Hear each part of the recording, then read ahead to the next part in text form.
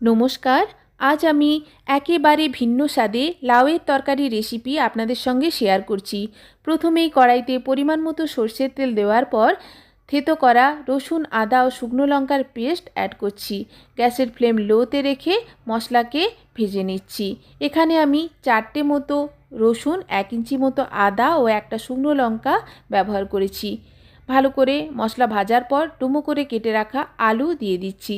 আলুকে মিনিট 2 সময় ধরে এইভাবে নাড়াচাড়া করে নিচ্ছি। ফলে আলু হালকা করে ভাজা ভাজা হয়ে যাবে এবং মশলার একটা সুন্দর ফ্লেভার আলুর মধ্যে চলে আসবে। এরপর পরিমাণ মতো লবণ অ্যাড করে দিচ্ছি। লবণ ভালো করে মিক্সড করে দিয়ে প্রায় 1 চামচ মতো বাড়িতে তৈরি করে রাখা ধনে ও জিরের গুঁড়ো অ্যাড করছি। পরিমাণ মতো হলুদ দিয়ে দিচ্ছি ও 1 চামচ মতো আটা ব্যবহার করছি। সামান্য একটু জল দিয়ে ভালো করে মশলাকে কষিয়ে নেব। এইভাবে 1 চামচ আটা দিয়ে যদি লাউয়ের তরকারি তৈরি করা হয় তার স্বাদটা কিন্তু একেবারে অন্যরকম হয়। অবশ্যই রেসিপিটা ট্রাই করবেন। এইভাবে বারে বারে নাড়াচাড়া করে দেখুন মশলাকে কষিয়ে নিচ্ছি। এইভাবে মশলা কষাতে কষাতে যখন দেখবেন মশলা কড়াই ছেড়ে আসবে, বুঝতে হবে মশলা কিন্তু খুব ভালো করে কষানো হয়ে গেছে। দেখুন আমার মশলা কড়াই ছেড়ে আসতে শুরু করেছে। মশলা খুব ভালো করে কষানো হয়ে গেছে, দেখেই বুঝতে পারছেন। এরপর ডুমো করে কেটে রাখা লাউ অ্যাড করে দিচ্ছি। ভালো করে লাউ মশলার সঙ্গে মিক্সড করে দিচ্ছি।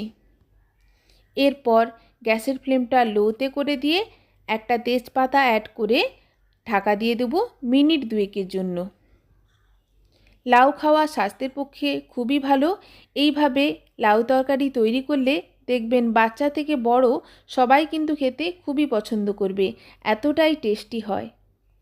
দেখুন 2 মিনিট পর ঢাকা খুলে ভালো করে নাড়াচাড়া করে আবারও দিয়ে দিচ্ছি ঢাকা মিনিট 2 জন্য।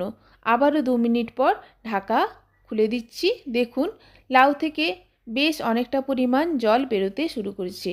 এরপর গ্যাসের ফ্লেমটা মিডিয়ামে রেখে ঢাকা দিয়ে ও বারে বারে ঢাকা খুলে নাড়াচাড়া করে দিয়ে লাউকে আমি সেদ্ধ করে নেব।